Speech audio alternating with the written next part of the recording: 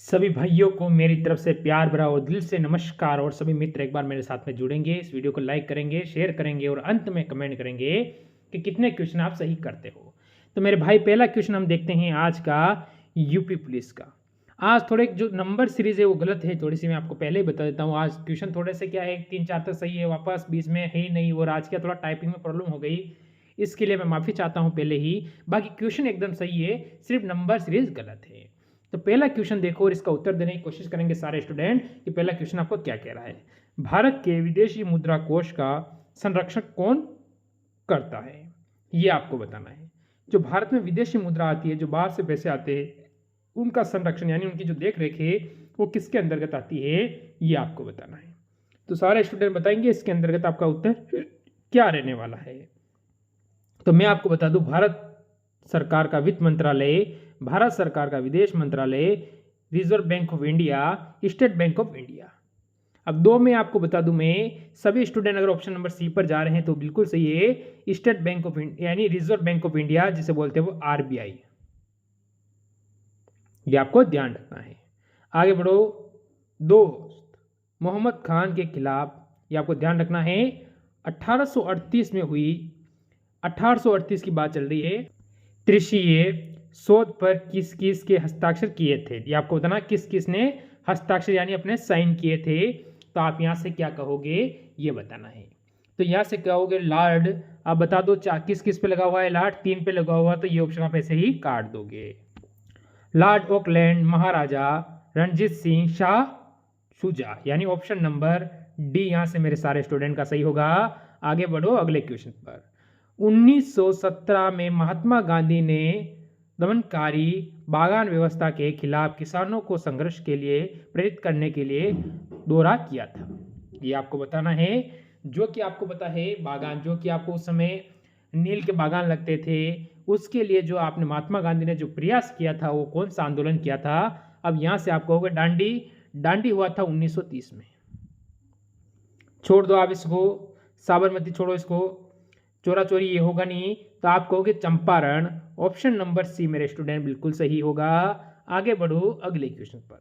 स्वतंत्रता संग्राम के दौरान हुई घटनाओं को कालानुक्रम रूप से व्यवस्थित करें। तो कालानुक्रमिक रूप से आपको व्यवस्थित करनी, यानी इनको जो सही नंबर है वो कौन सा है। जलियांवाला बाग हत्याकांड, भारत छोड़ो आंदोलन, ध्वज सत्याग्रह या असहयोग आंदोलन। अब आपको बताना है आप सभी का उत्तर क्या होगा यहाँ पर।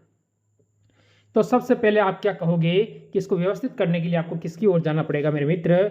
सबसे पहले जलियांवाला बाग हत्याकांड 1 नंबर, उसके बाद क्या होगा, उसके बाद आप कहोगे 4 नंबर असहयोग आंदोलन, यानी 4 नंबर, 4 नंबर के बाद हो जाएगा आपका असहयोग, के बाद होगा ध्वज सत्याग्रह, यानी ये होगा 3 नंबर, और लास्ट में रह जाएगा कौन सा, 2 नंबर, जो कि 1942 में हुआ था। 1942 में हुआ था, ये 1919 में हुआ था। तो ये आपको ध्यान रखना है। अगर इनकी सन पता है तो आप इसे व्यवस्थित कर सकते हो। आगे बढ़ो। भारत में खरीफ की बुआई किस माह में होती है। खरीफ की जो फसल होती है उसकी, जैसे अभी आपने बो रखी है, मैं छोटा सा उदाहरण दे दूं, अगर आपने अभी कौन सी फसल बो रखी था आप बता सकते हो। तो खरीफ की फसल आपने बो रखी है, तो बताओ आप सभी का उत्तर क्या होगा। जल्दी से सारे स्टूडेंट कहेंगे यहाँ से अपना उत्तर क्या है। तो आप कहोगे जून और जुलाई। ऑप्शन नंबर सी यहाँ से बिल्कुल सही है। चलो क्वेश्चन नंबर 11 का उत्तर दो आगे आप। भारतीय रुपये का नया मुद्रा प्रतीक आधिकारिक तौर पर किस वर्ष अपनाया गया था।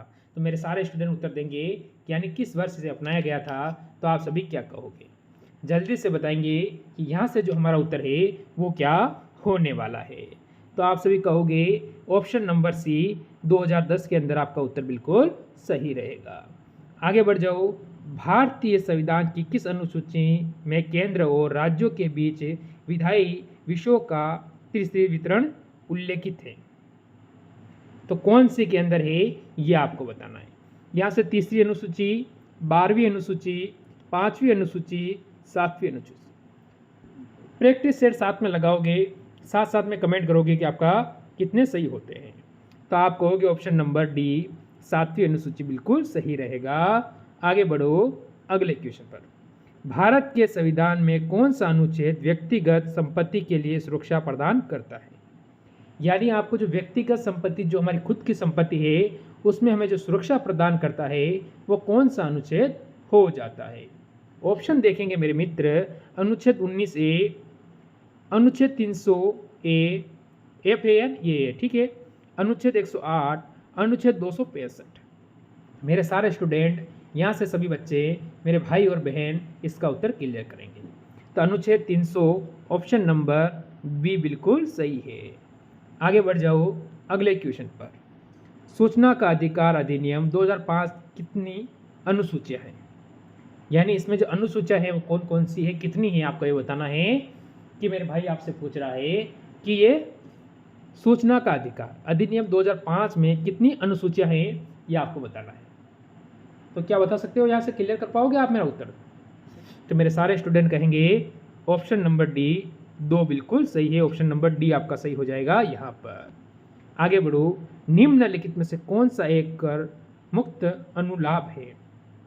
ये आपको बताना है। निम्नलिखित में से कौन सा एक कर मुक्त अनुलाभ है? तो आप क्या कहोगे? तो यहाँ से आपका उत्तर क्या होगा ये बताना है। तो क्या मेरे मित्र इसका उत्तर आप मेरे को कमेंट करके SW के तौर पे बता सकते हो? अगर आप तैयारी कर रहे हो और दिल से तैयारी कर रहे हो तो आप ज़रूर मेरे को इसका उत्तर कमेंट करके बताओगे। अगला क्वेश्चन देखो।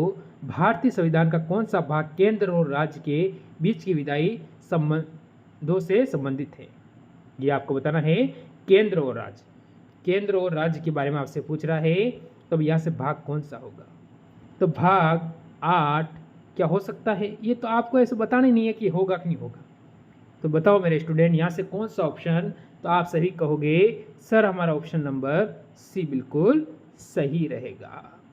आगे बढ़ जाओ अगले क्वेश्चन पर। भारतीय संविधान के राजनीति निर्देश तत्व की अवधारणा को से ली गई है। यानी तत्वों की जो अवधारणा है को यानी कहाँ से, ये आपको बताना है। तो आप सभी क्या कहोगे? अवधारणा के बारे में बात कर रहा है। तो क्या मेरे ऐसा क्वेश्चन तो आप मेरे को जरूर कमेंट करके बता पाओगे, क्योंकि ऐसे अगर आपने छोटी मोटी जानकारी तो मैंने होनी ही चाहिए। मेरे भाई छोटी मोटी जानकारी नहीं होगी तो फिर हम पेपर कैसे दे पाओगे, सारे क्वेश्चन कैसे कर पाओगे? 2011 की जनगणना के अनुसार ग्रामीण भारत में निम्नलिखित में से किस राज्य में सबसे कम अशोधित जन्म दर है? अशोधित जन्म दर आपसे पूछी है सबसे कम। ग्रामीण, ग्रामीण का मतलब हो गया ग्राम यानी गांव। बताओ मेरे सारे स्टूडेंट। आंध्र प्रदेश, असम, केरल, पंजाब। अब आपके सामने 4 ऑप्शन है। यहाँ से मेरे स्टूडेंट आपका कौन सा ऑप्शन बिल्कुल सही रहेगा? तो मेरे student option number C Kerala यहाँ से बिल्कुल सही कहोगे। आगे बढ़ जाओ अगले क्वेश्चन पर। भारतीय संविधान का कौन सा अनुच्छेद बेगार पर रोक लगाता है? यानी बंधुआ मजदूरी। बेगार का मतलब क्या होता है? बंधुआ मजदूरी, जिसे कैसे भी किसी आदमी को बंद यानी आपको जैसे क्या फिक्स में रखना बंधुआ यानी, या उसे खरीद के लाना, ऐसी बहुत सारी चीज़ें इसका मतलब बता सकती है। तो आपको बताना है कि आपका उत्तर क्या होगा। तो मेरे स्टूडेंट अनुच्छेद 19 अनुच्छेद आपका यहाँ से होगा 23 यानी ऑप्शन नंबर डी बिल्कुल सही है यहाँ पर। आगे बढ़ो अगले क्वेश्चन पर। न्यायालय एक अभिलेख न्यायालय यानी कोर्ट ऑफ रिकॉर्ड होता है। तो आपको रिकॉर्ड बताना है। अनुच्छेद 125, अनुच्छेद 117, अनुच्छेद 121, अनुच्छेद 129। मेरे सारे स्टूडेंट बताएंगे यहाँ से हमारा उत्तर क्या रहेगा। तो ऑप्शन नंबर डी अनुच्छेद 129 बिल्कुल सही है। आगे बढ़ोगे एक और क्वेश्चन पर। भारतीय संविधान के किस अनुच्छेद में उल्लेखित कि सर्वोच्च भारतीय संविधान का निम्नलिखित में से कौन सा अनुच्छेद राष्ट्रपति को राज्यों में राष्ट्रपति शासन लगाने का अधिकार देता है? ये आपको ध्यान रखना है कि राष्ट्रपति को क्या करता है, राज्य के अंदर जो क्या लगाते हैं राष्ट्रपति शासन, उसके बारे में पूछ रहा है। तो कौन सा अनुच्छेद है? अनुच्छेद 380, 370, 280 और 356। तो कौन सा अनुच्छेद मेरे मित्र, मेरे स्टूडेंट, यहाँ से आपका जो बिल्कुल सही रहेगा? तो मेरे सारे स्टूडेंट कहेंगे सर ऑप्शन नंबर डी हमारा एकदम बेहतर उत्तर आ रहा है। क्या यह सही है? में बिल्कुल सही है।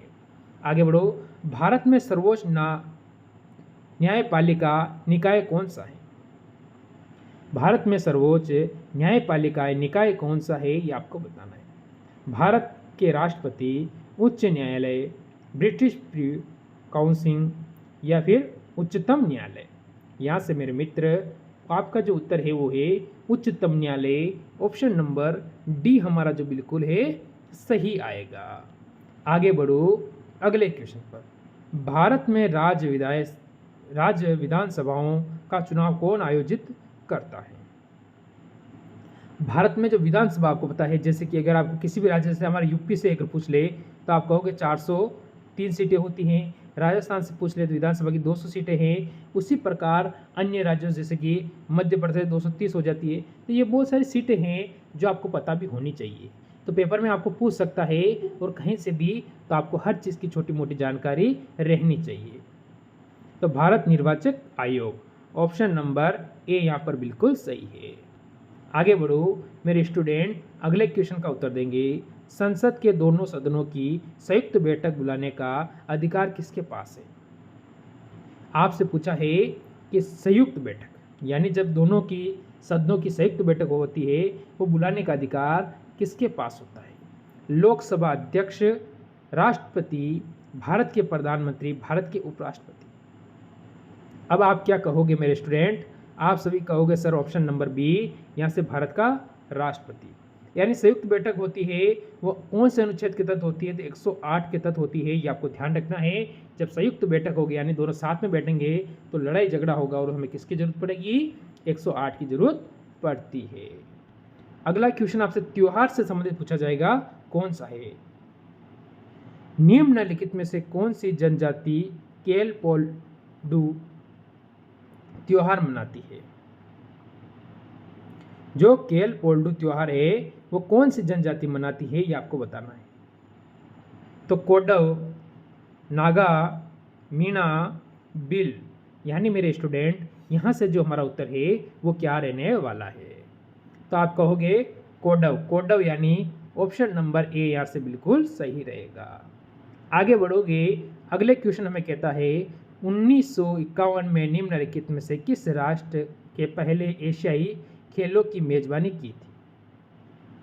1951 में जो एशियाई खेल हुआ था उसकी मेजबानी किस देश ने? यानी हाँ, यहाँ पर राष्ट्र की जगह अगर आप देश लिख देते तो अच्छा, राष्ट्र भी अच्छी शब्द है, पर देश आप यहाँ से लिख दें अगर, तो आप सभी को पता रहेगा देश। तो आप सभी कहोगे भारत ने की थी, जो कि नई दिल्ली में। दिल्ली कर दो आप, दिल्ली के अंदर हुआ था, ये आपको याद रख लेना है। आगे बढ़ोगे अगले क्वेश्चन पर। भारत में आर्थिक संरक्षण को भारत में पहली बार केंद्रीय बजट से एक भाग के रूप में किस वर्ष पेश किया गया था? ये आपको बताना है कौन से वर्ष इसे पेश किया गया था मेरे स्टूडेंट। यहाँ से आपका उत्तर क्या रहेगा? अब ऑप्शन की अगर आप जाते हो तो 1947 से 48, 1949 से 50, 1950 से 51, 1952 से 53। मेरे सारे स्टूडेंट अपना यहाँ से उत्तर कमेंट करेंगे कि आखिरकार आपका उत्तर क्या रहेगा। तो ऑप्शन नंबर सी, 1950 से 51 बिल्कुल सही है। चलो अगले क्वेश्चन का मेरे सारे स्टूडेंट उत्तर देंगे। ये आपको क्या कहता है? कश्मीर के पुरुषों और महिलाओं के द्वारा पहनी जाने वाली प्रारंभिक पोशाक निम्नलिखित में से कौन सी है? जो कश्मीर की महिला और पुरुष दोनों पहनते हैं वो प्रारंभिक जो पोशाक यानी आप बोलते हैं कपड़े, वो कौन सी है प्रारंभिक, ये आपको बतानी है। तो कश्मीर के बारे में आपसे पूछा है तो मेरे सारे स्टूडेंट यहाँ से अपना उत्तर बिल्कुल सही देंगे। तो हमारा जो उत्तर होगा वो होगा फेरन, यानी ऑप्शन नंबर सी बिल्कुल सही है। तो ये थे आज के टॉप क्वेश्चन मेरे मित्र यूपी पुलिस के। ठीक है, ये टॉप बेहतर क्वेश्चन थे। तो कैसी लगी क्लास? अच्छी लगी हो तो एक बार से लाइक शेयर जरूर करें। मिलते हैं कल एक और नई क्लास के साथ, इस टाइम जय हिंद जय भारत।